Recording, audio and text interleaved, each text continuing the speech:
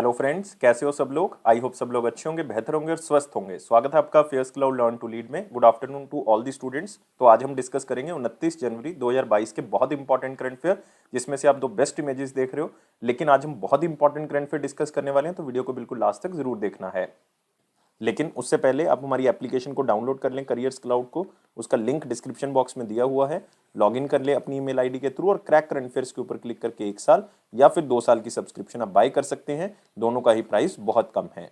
लेकिन इसमें हम आपको क्या प्रोवाइड करेंगे, हम आपको डेली करंट अफेयर्स प्रोवाइड करेंगे। डेली में 3 सेक्शंस होंगे, detail, question and answer format और क्विज सेक्शन। लेकिन ये तीनों चीजें जो हैं वो आप हमारी एप्लीकेशन के ऊपर ही असेस कर सकते हो, और क्विज जो है वो डेली आप हमारी एप्लीकेशन के ऊपर अटेम्प्ट कर सकते हो। वीकली सेक्शन होगा, उसमें भी 3 सेक्शंस होंगे, detail, question and answer format और क्विज वीकली बेसिस पे आप हमारी एप्लीकेशन के ऊपर अटेम्प्ट करोगे। मंथली सेक्शन जो कि बहुत इंपॉर्टेंट है, क्योंकि 4 तरह की पीडीएफ्स आपको मिल रही है। डिटेल करंट अफेयर की, क्वेश्चन एंड आंसर फॉर्मेट की, बेस्ट 100 करंट अफेयर वो भी क्वेश्चन एंड आंसर फॉर्मेट में, और चौथी पीडीएफ होगी पॉकेट पीडीएफ, जिसमें 2 लाइन में 3 लाइन में आपको करंट अफेयर मिल जाएगा, ताकि जल्दी जल्दी में आप इसको रिवाइज कर सको। लेकिन आपकी परफॉर्मेंस को और अच्छा करने के लिए हम आपको 20 अलग अलग तरह की टॉपिक वाइज पीडीएफ दे रहे हैं, ताकि एक टॉपिक, 2 टॉपिक को अगर आप रिवाइज करना चाहते हैं तो आप टॉपिक वाइज पीडीएफ से कर सकते हैं। अगर आप बैंकिंग स्टूडेंट हैं तो हम आपको 3 सेक्शंस देंगे, जो कि सिर्फ बैंकिंग एंड इकोनॉमी से रिलेटेड होंगे। एक में डिटेल होगी, क्वेश्चन एंड आंसर फॉर्मेट होगा, क्विज होगा। क्विज आप हमारी एप्लीकेशन के ऊपर ही अटेम्प्ट कर सकते हो, लेकिन वो मंथली बेसिस पे अटेम्प्ट कर सकते हो। इसी तरह से आपको एक एग्जाम पीडीएफ मिलेगी, जिसमें जितना भी करंट अफेयर जा चुका है 2021 का, उसको रिवाइज करने के लिए आप इसका यूज कर सकते हो। आपको डिटेल में बजट और इकोनॉमिक सर्वे मिलेगा, और इसमें आपको एक्सपेक्टेड क्वेश्चन एंड आंसर भी बताए जाएंगे, जो बजट और इकोनॉमिक सर्वे से एग्जामिनर बना सकता है। और अगर आप किसी भी स्टेट एग्जाम की तैयारी कर रहे हैं तो हम आपको हर स्टेट का करंट अफेयर प्रोवाइड करेंगे, ताकि आपकी स्टेट परफॉर्मेंस इंप्रूव हो सके। तो इसी तरह से ये सारे करंट अफेयर आपको मिलेंगे, लेकिन इकट्ठे मिलेंगे। ये सारी चीजें आपको मिलेंगी हमारी एप्लीकेशन के ऊपर, तो डाउनलोड कर ले, लिंक डिस्क्रिप्शन बॉक्स में दिया हुआ है। लॉगिन कर ले ईमेल आईडी के थ्रू, और क्रैक करंट अफेयर्स के ऊपर क्लिक करके आप 1 साल या फिर 2 साल की सब्सक्रिप्शन बाय कर सकते हैं। दोनों का ही प्राइस बहुत कम है। लेकिन दोस्तों एक बात याद रखनी है कि अगर आप नए स्टूडेंट हैं, अपनी प्रिपरेशन को स्टार्ट करें, तो मैं आपको एडवाइस करूंगा कि आप 2 साल का बाय करें, क्योंकि 2022 का लोगे तो बहुत कॉस्टली होगा। अभी बाय कर लोगे तो बहुत ज्यादा फायदे में रहोगे। और इसमें आपको दोनों सब्सक्रिप्शन में 10% एक्स्ट्रा डिस्काउंट मिल रहा है, अगर आप इस कोड का यूज करेंगे ASH10 का। और इस ईमेल आईडी और इस नंबर पे हमें संपर्क कर सकते हैं, अगर आपको लगता है कि कोई भी किसी भी तरह का आपको डाउट है। तो स्टार्ट करते हैं 29 जनवरी 2022 के बहुत इंपॉर्टेंट करंट अफेयर। लेकिन उससे पहले वीडियो को लाइक करेंगे, शेयर करेंगे मैक्सिमम टू मैक्सिमम, और चैनल को अभी के अभी सब्सक्राइब करेंगे। और टेलीग्राम ग्रुप को आप डिस्क्रिप्शन बॉक्स से ज्वाइन कर लो, ताकि हर इंपॉर्टेंट नोटिफिकेशन जो है वो आप तक पहुंच सके। तो पहला क्वेश्चन है, who is sworn in as the first female जज of the Supreme Court of Pakistan. पहली महिला जज जो है पाकिस्तान के सुप्रीम कोर्ट की, कौन बनाई गई है, और नाम क्या है इनका, आयशा मलिक। तो याद रखना है, आंसर क्या होगा, बी होगा। और आप यहां पे देख सकते हैं शपथ लेती हुई आयशा मलिक। और यहां पे दूसरा चेहरा जो आप देख रहे हो, ये पाकिस्तान के सुप्रीम कोर्ट के चीफ जस्टिस हैं, चीफ जस्टिस ऑफ पाकिस्तान हैं, और इनका नाम है गुलजार अहमद। क्या नाम है इनका, गुलजार अहमद। और ये शपथ ग्रहण जो है वो करवा रहे हैं किसको, आयशा मलिक को। तो आप देख सकते हो यहाँ पे आयशा मलिक जो है वो जज रह चुकी हैं पहले लाहौर हाई कोर्ट में, जो कि सेकंड हाईएस्ट कोर्ट है पूरे जुडिशियल सिस्टम का 20 सालों के अंदर। अगर आप देखोगे सेकंड हाईएस्ट कोर्ट है पूरे जुडिशियल सिस्टम का, और उसमें ये जज जो है वो रह चुकी हैं। और इवन ये पंजाब प्रोविंशियल हाई कोर्ट में जो है, पंजाब की जो स्टेट हाई कोर्ट है पाकिस्तान के अंदर, वहां पे भी जो है वो काम कर चुकी हैं, वहां पे भी जो है वो ऐसे जज रह चुकी हैं। और ये 2012 से वहां पे ऐसे काम कर रही हैं। और आपने एक इंपॉर्टेंट डाटा जो है वो याद रखना है, ग्लोबल ह्यूमन राइट्स ऑर्गेनाइजेशन है, एक एनजीओ टाइप ऑर्गेनाइजेशन है, ह्यूमन राइट्स वॉच कहा जाता है उसको। और उसके द्वारा ये बताया गया कि पाकिस्तान जो है वो ओनली एक ऐसा साउथ एशियन कंट्री है जिसमें कभी भी किसी फीमेल को जो है वो सुप्रीम कोर्ट का जज नहीं बनाया गया। और सिर्फ 4% महिलाएं ऐसी हैं जो हाई कोर्ट के अंदर एज ए जज जो है वो काम करती हैं। तो बहुत ही कम जो है परसेंटेज है महिलाओं की कोर्ट के अंदर, पाकिस्तान के अंदर। तो ये सारी चीजें आपने याद रखनी है। मोस्ट इंपॉर्टेंट है हमारे पास नाम आयशा मलिक, लेकिन साथ ही साथ यहाँ पे और इंपॉर्टेंट ऑप्शंस आप देख रहे हो जो कि बहुत इंपॉर्टेंट है। लाइक अलका उपाध्याय का नाम देख रहे हो, बहुत बार हम डिस्कस कर चुके हैं इस अपॉइंटमेंट को, कि रिसेंटली इनको चेयरपर्सन बनाया गया है national highway authority of India का। नेक्स्ट है सुमन शर्मा, इनको रिसेंटली जो है मैनेजिंग डायरेक्टर बनाया गया solar energy corporation of India, solar energy corporation of India. Next है वर्तिका शुक्ला, ये पहली फर्स्ट महिला है, पहली वुमेन जो चेयरपर्सन लगाई गई हैं और मैनेजिंग डायरेक्टर लगाई गई हैं इंजीनियर्स इंडिया लिमिटेड की, इंजीनियर्स इंडिया लिमिटेड। तो सारी की सारी अपॉइंटमेंट्स बहुत इंपॉर्टेंट है। इसी के साथ आएंगे अगले क्वेश्चन के ऊपर, who has been appointed as new chairman and managing director of Hindustan petroleum corporation limited. तो बहुत ही सिंपल सा क्वेश्चन है, नए चेयरमैन और मैनेजिंग डायरेक्टर एचपीसीएल के कौन होंगे, उनका नाम है पुष्प कुमार जोशी। तो आंसर हमारे पास क्या होगा, डी होगा। आप यहां पे देख सकते हो पुष्प कुमार जोशी जी का चेहरा, जो नए चेयरमैन और मैनेजिंग डायरेक्टर लगाएंगे हिंदुस्तान पेट्रोलियम कॉर्पोरेशन लिमिटेड का। और आपने याद रखना है जो एचपीसीएल है वो एक सब्सिडरी है किसकी, ओएनजीसी की, oil and natural gas corporation की, और इसका हेडक्वार्टर कहां पे है, मुंबई में। लेकिन जो इससे पहले हमारे पास चेयरमैन और मैनेजिंग डायरेक्टर थे, बेसिकली आज भी हैं वो रिटायर हो जाएंगे 30 अप्रैल को, 30 अप्रैल 2022 को वो रिटायर हो जाएंगे, और उनका नाम क्या था, मुकेश कुमार सरना, मुकेश कुमार सरना। तो ये रिटायर हो जाएंगे 30 अप्रैल को, और नए कौन होंगे फिर, पुष्प कुमार जोशी।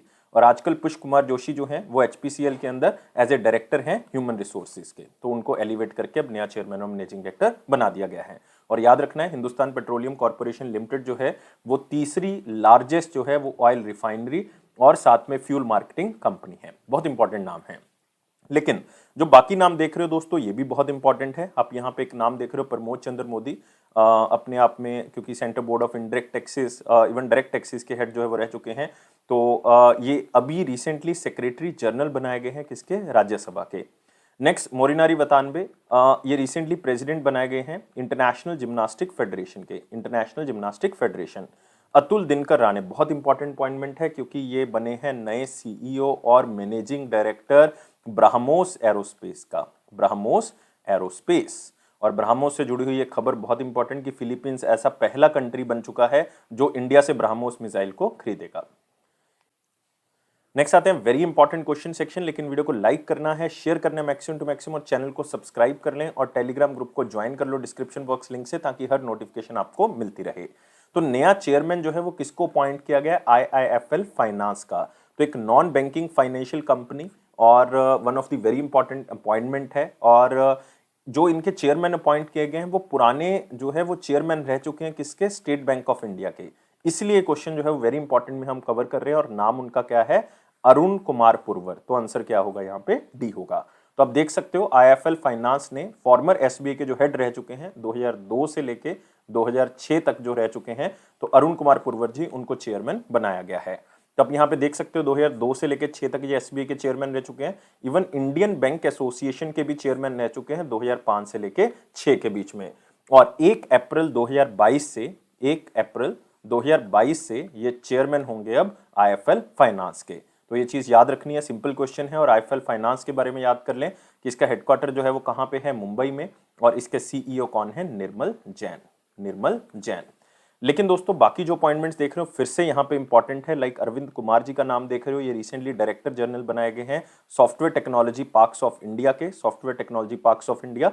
संजीव मेहता, बहुत इंपॉर्टेंट अपॉइंटमेंट है, ये प्रेसिडेंट बनाए गए हैं फिकी के, federation of Indian chambers of commerce and industry के। गीता गोपीनाथ, इनको रिसेंटली एलिवेट किया गया है, ये इंटरनेशनल मॉनेटरी फंड की पहली फर्स्ट डेप्टी मैनेजिंग डायरेक्टर जो है वो बनी है। याद रखना है, बहुत इंपॉर्टेंट अपॉइंटमेंट है। अगले क्वेश्चन के ऊपर आते हैं। इंडिया का largest electric vehicle charging station जो है वो कहां पे उसका उद्घाटन जो है वो किया गया है। इसकी कैपेसिटी जो है वो 100 चार्जिंग स्टेशन की है, मतलब 100 चार्जिंग पॉइंट्स जो है वो लगाए गए हैं, और ये उद्घाटन किया गया है गुड़गांव के अंदर। तो आंसर क्या होगा इसका, ए होगा। तो याद रखना है गुड़गांव का सेक्टर 52 वहां पे जो है वो इसका उद्घाटन किया गया। अगर आपको स्टेट पूछ लिया जाए तो आप हरियाणा लिखोगे। तो आप यहाँ पे देख सकते हो 100 चार्जिंग पॉइंट्स जो है वो लगाए गए हैं, जो 4 पहिया गाड़ी होगी उसके लिए इसको लगाया गया है। लेकिन अभी फिलहाल जो है वो 96 चार्जिंग स्टेशन जो है वो स्टार्ट किए गए हैं, जिसमें से आप देखोगे 72 मतलब 72 चार्जिंग स्टेशन जो है वो स्लो चार्जर हैं, और उसमें 24 जो है वो फास्ट चार्जर्स हैं, जिसके बेसिस पे ये जो है आने वाले जो टाइम पीरियड के अंदर इलेक्ट्रिक व्हीकल जो हमारे बढ़ेंगे तो उसका इंफ्रास्ट्रक्चर जो है वो पूरा करता है। और स्टेशन जो इंस्टॉल किया और उसको ऑपरेट करता है एक प्राइवेट कंपनी है जिसका नाम है इलेक्ट्रीफाई प्राइवेट लिमिटेड, वो इसको चलाएगी, वहीं इसकी मेंटेनेंस का काम जो है वो संभालेगी। तो 96 चार्जर जो है वो टेक्निकल इंस्पेक्शन के लिए बेसिकली लगा दिए गए हैं, ताकि सर्टिफिकेशन कंप्लायंस या सेफ्टी स्टैंडर्ड्स को जो है वो चेक किया जा सके। तो सिंपल क्वेश्चन है, सिर्फ आप इसको याद रखोगे इस स्लाइड के थ्रू। अगले क्वेश्चन के ऊपर आते हैं। किसने एक एमओयू साइन किया है टेरापे कंपनी के साथ। टेरापे आपने याद रखना है कि एक Netherland based global payment infrastructure company है जो पेमेंट का माध्यम बनती है एक कंट्री से दूसरी कंट्री में पेमेंट करने के लिए, और इंटरनेशनल पेमेंट्स करने के लिए इंडिया में इस कंपनी के साथ टाई अप हुआ है, और वो है national payment corporation of India international payments limited. तो आंसर क्या होगा इसका? बी होगा। और इसको आप इस तरह से भी याद रख सकते हो, NIPL, national payment corporation of India international payment limited. तो इन्होंने टाई अप किया है, एक एमओयू साइन किया है टेरापे कंपनी के साथ, एक नीदरलैंड बेस्ड कंपनी है जो ग्लोबल पेमेंट इंफ्रास्ट्रक्चर जो है वो प्रोवाइड करती है।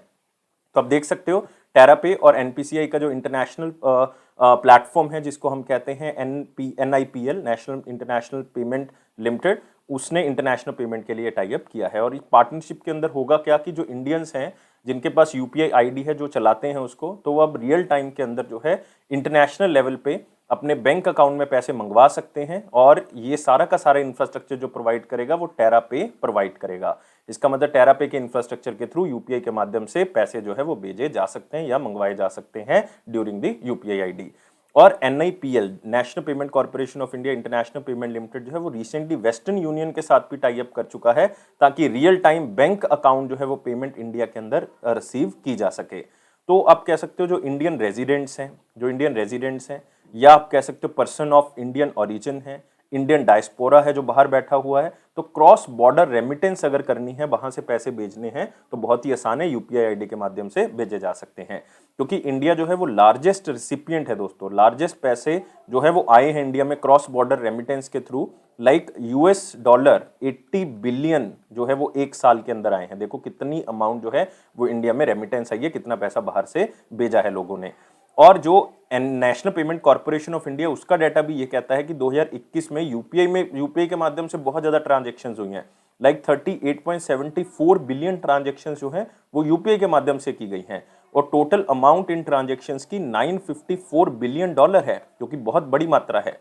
तो यूपीआई का यूज जो है वो बढ़ रहा है, भूटान भी यूज कर रहा है, अब दुबई में भी इसका यूज होना स्टार्ट हो गया, तो अलग अलग कंट्रीज इसको अडॉप्ट कर रही हैं, और ये इनिशिएटिव है national payment corporation of India का, जिसकी स्थापना 2008 में की गई थी, जिसके हेड कौन है? दिलीप असबे। याद रखोगे, दिलीप असबे। इसी के साथ आते हैं अगले क्वेश्चन के ऊपर।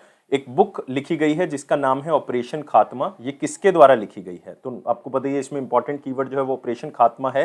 तो ये दो जर्नलिस्ट उन्होंने इस बुक को लिखा है, एक तो RC गंजू जी और एक अश्विनी भटनागर। तो आंसर क्या होगा हमारे पास? बोथ B एंड C होगा। तो बहुत ही सुंदर सा कवर पेज आप यहाँ पे देख रहे हो, ऑपरेशन खात्मा, जो कि एक surgical strike based operation successful है, जिसमें 22 टेररिस्ट को मार दिया गया था, अश्विनी भटनागर और RC गंजू के द्वारा लिखा गया है। और वहां पे उन्होंने उस टाइम पीरियड पे जो है वो लाइक कवरेज किया था उसको, पूरे इवेंट को, जिसमें 22 टेररिस्ट मारे गए थे, तो उनकी आंखों देखी जो हाल है वो इसमें बताया गया है। तो बुक जो है वो एक बेस्ड है कि ऑपरेशन किया गया था, स्पेशल ऑपरेशन किया गया था जम्मू कश्मीर पुलिस की तरफ से, जिसमें जो है वो 22 टेररिस्ट जो है वो मारे गए थे जम्मू कश्मीर लिबरेशन फ्रंट के। और आप कह सकते हो कि ये एक graphic first hand thriller terrorism के ऊपर आप इस बुक के अंदर जो है वो देख सकते हो, ग्राफिकली इसको रिप्रेजेंट किया गया है, जो कश्मीर के अंदर ये 22 टेररिस्ट जो है वो मारे गए थे। और इन्होंने खुद उस टाइम पे वहां पे उसको कवर किया था पूरे इवेंट को, क्योंकि ये जर्नलिस्ट हैं, जिसके कारण उनकी आंखों देखी जो है वो इसके अंदर लिखी हुई है। तो आप कह सकते हो कि एक बहुत बड़ा खून खराबा जो जम्मू कश्मीर लिबरेशन फ्रंट और हिजबुल मुजाहिदीन के बीच में चल रहा था, तो उसमें ऑपरेशन खात्मा, जो आप कह सकते हो कि एक शार्प सर्जिकल स्ट्राइक था बहुत ही छोटे टाइम पीरियड के लिए, उसके थ्रू जो है वो टेररिज्म की जो रीढ़ की हड्डी है उसको तोड़ दिया था, क्योंकि 22 टेररिस्ट्स को जो है वो यहाँ पे मार दिया गया था। और बुक को इंटरनेशनल प्रोडक्शन हाउस की तरफ से जो है एक्वायर भी कर लिया गया, क्योंकि इसके ऊपर अब एक वेब सीरीज भी बन रही है। तो वेब सीरीज का जमाना है, तो वेब सीरीज भी इसके ऊपर जो है वो बनाई जा रही है। तो याद रखना है ऑपरेशन खात्मा बुक जो है वो किसने लिखी है। लेकिन इसमें एक नाम और देख रहे हो आप, प्रभात कुमार, इन्होंने पब्लिक सर्विस के बारे में लिखा है, किस तरह से हम अच्छा भारत बना सकते हैं। तो इन्होंने एक बुक लिखी, पब्लिक सर्विस एथिक्स, ये बुक जो है वो प्रभात कुमार ने लिखी है, और इसकी कैप्शन है, ए क्वेस्ट फॉर नैतिक भारत, किस तरह से हम एक अच्छा भारत जो है वो संजो सकते हैं, किस तरह से बना सकते हैं। नेक्स्ट आते हैं अगला क्वेश्चन, कौन सी कंपनी ने अपना एक इंटेलिजेंट मैसेंजर जो है वो लॉन्च किया, जो कि इंडिया का पहला इंटेलिजेंट मैसेंजर होगा, मतलब आर्टिफिशियल इंटेलिजेंस बेस्ड होगा, और उसका नाम क्या है? पॉप। आपको नाम पूछा जा सकता है एग्जामिनर के द्वारा, तो नाम क्या है इसका? पॉप। जो कि जो कस्टमर्स हैं उनको इन्वेस्टमेंट के बारे में बताएगा, जो भी स्टॉक मार्केट के अंदर उन्होंने किया हुआ है, या उनको ये भी बताएगा कि आप इन स्टॉक्स के अंदर इन्वेस्ट कर सकते हो। और ये लॉन्च किया है पेटीएम की तरफ से। पेटीएम भी आ सकता है, पेटीएम मनी भी आ सकता है, क्योंकि ये पेटीएम मनी की तरफ से लॉन्च किया गया है।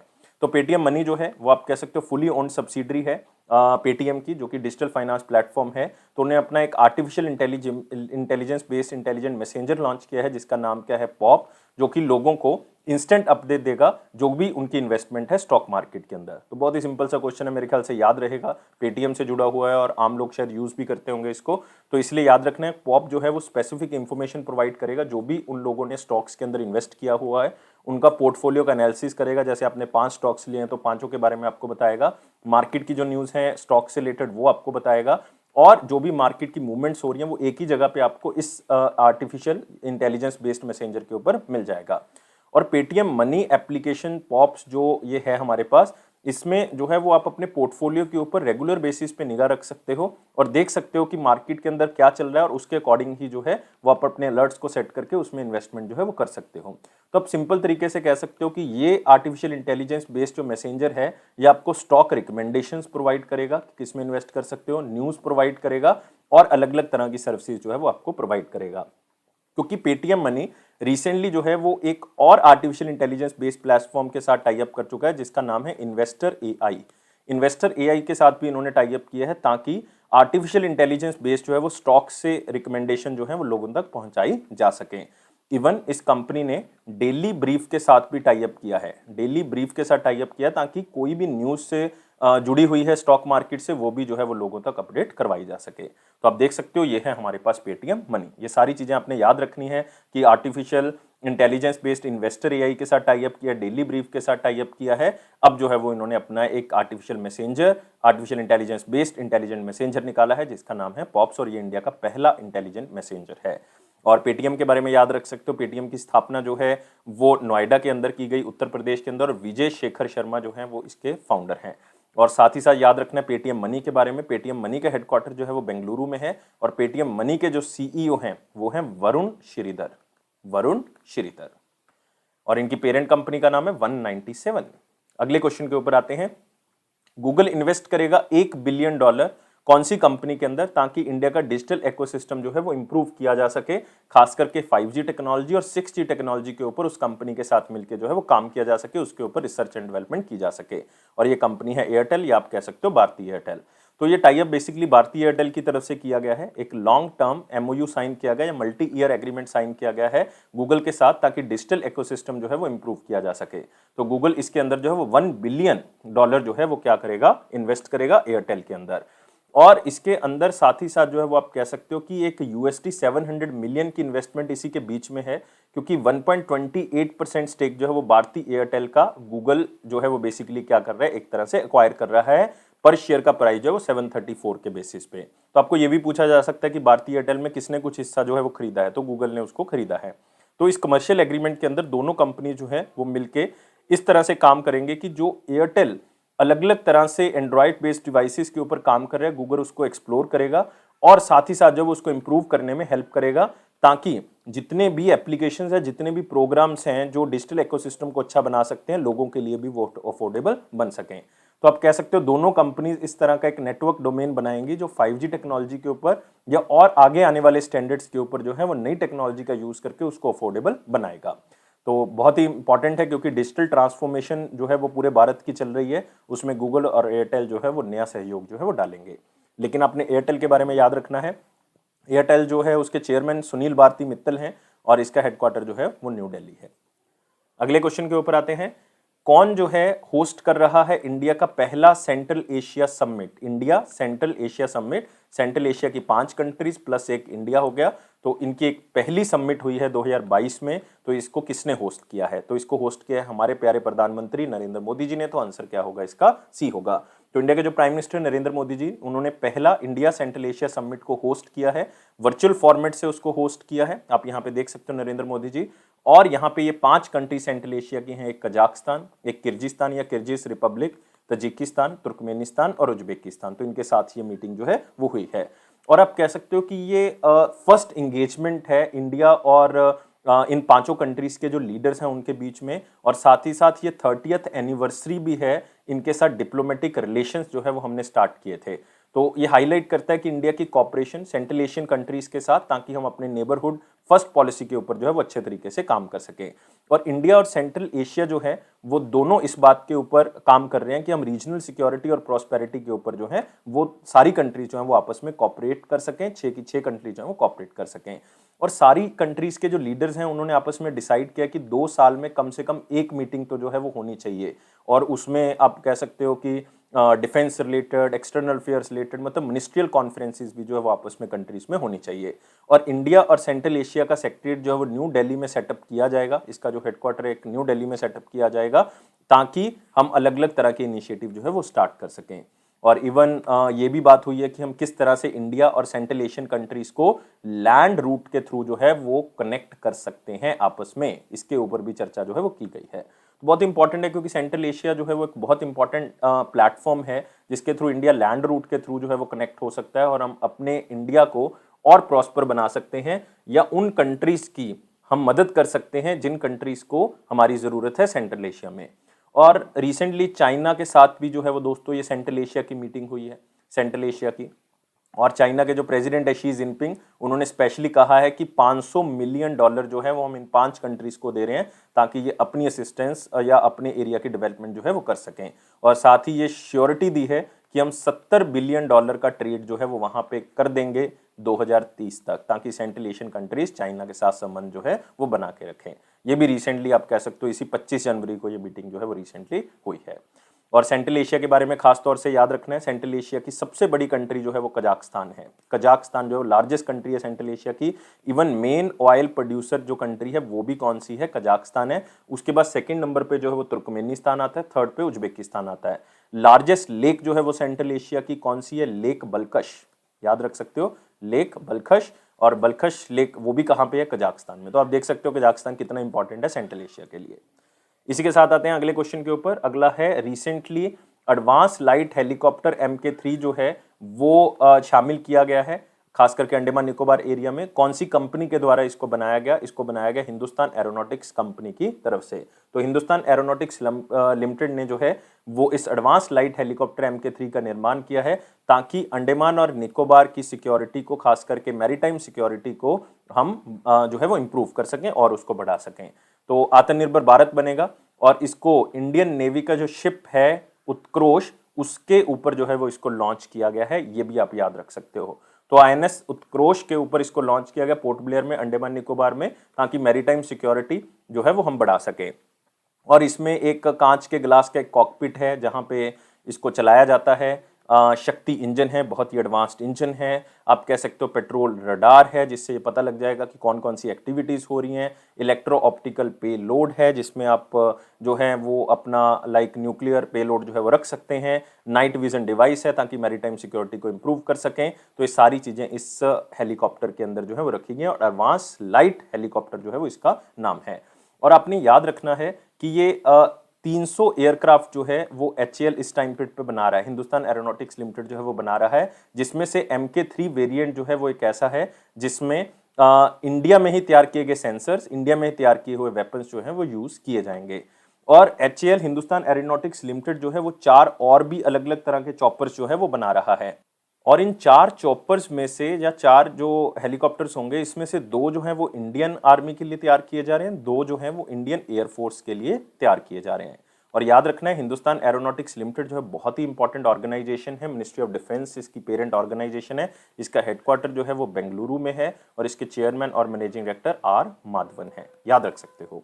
इसी के साथ आते हैं अगले क्वेश्चन के ऊपर। Who released A pictorial comic book एक पिक्टोरियल कॉमिक बुक जो है, पिक्चर्स के थ्रू एक कॉमिक बुक की तरह उसको रिलीज किया गया, कार्टून इमेजेस के थ्रू रिलीज किया गया, जिसका नाम है इंडियाज वुमेन अनसंग हीरोज, मतलब जो औरतों का रोल इंडिया की आज़ादी में, उनके फ्रीडम स्ट्रगल में, उसके बारे में बताया गया है। और ये बुक रिलीज की है मीनाक्षी लेखी ने, जो कि मिनिस्टर ऑफ स्टेट हैं, कल्चर के अंदर, मतलब मिनिस्ट्री ऑफ कल्चर के अंदर, तो उन्होंने इसको जो है वो रिलीज किया है।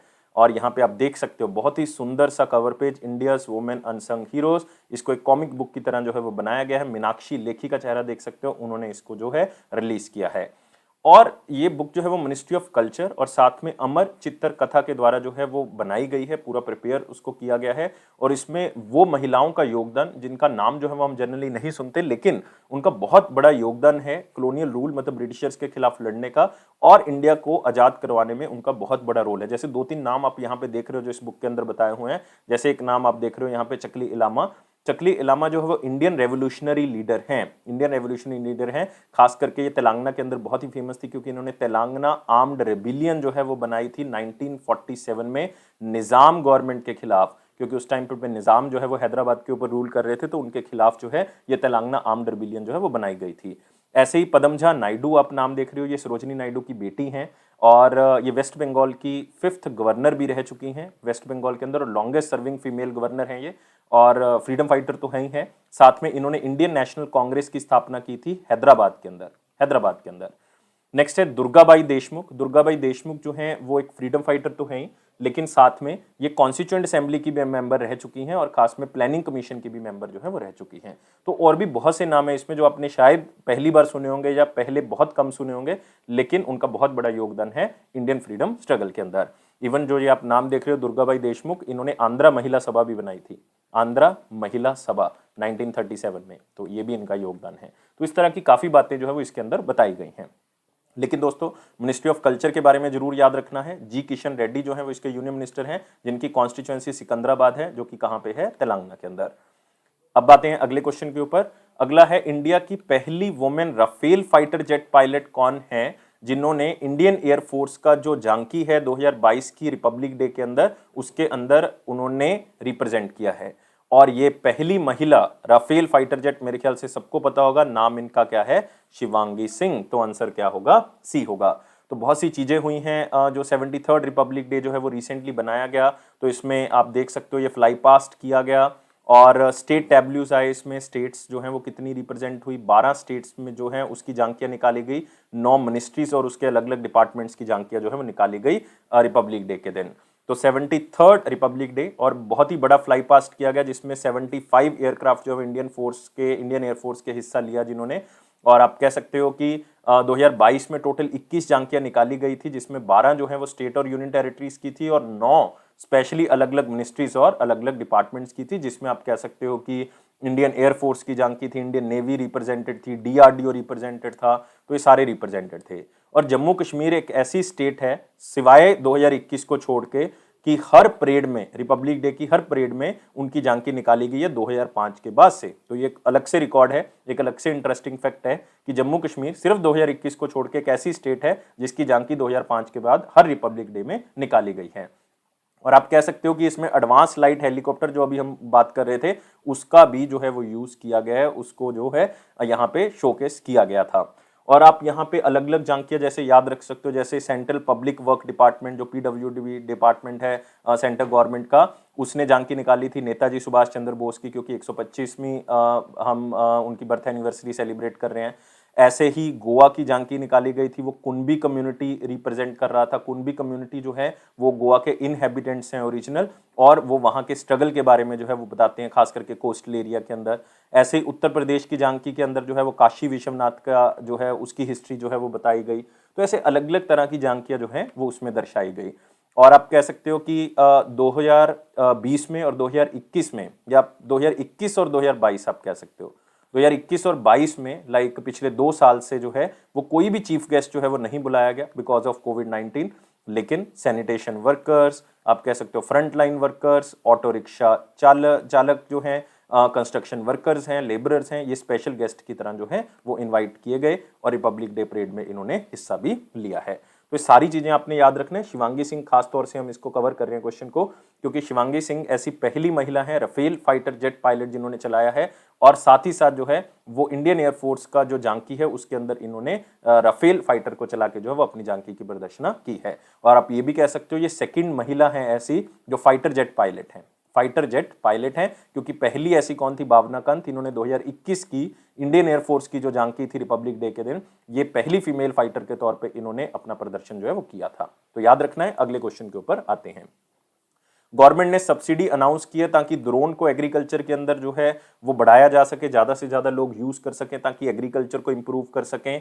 और इसमें अब 100% सब्सिडी दे दिया, अप टू 10 लाख रुपीस जो है वो एग्रीकल्चर इंस्टीट्यूशंस को प्रोवाइड की जाएगी अगर वो ड्रोन्स को खरीदना चाहते हैं, ताकि फार्मिंग और उसकी अलाइड एक्टिविटीज को इंप्रूव किया जा सके। क्योंकि ड्रोन्स का यूज अगर एग्रीकल्चर एक्टिविटीज में करते हैं तो बहुत ही अच्छे तरीके से हम एग्रीकल्चर का आउटपुट जो है वो हम लाइक आप कह सकते हो अनुमान लगा सकते हैं उसका, खास करके लैंड डिस्प्यूट्स को सॉल्व किया जा सकता है और भी काफी चीजों का हम जो है वो सहयोग ले सकते हैं। लेकिन ड्रोन्स का यूज करके एग्रीकल्चर एक्टिविटीज को इंप्रूव किया जा सकता है। और ये फाइनेंशियल असिस्टेंस जो सरकार दे रही है 10 लाख रुपए तक का, ये 2023-31 मार्च तक अवेलेबल रहेगा।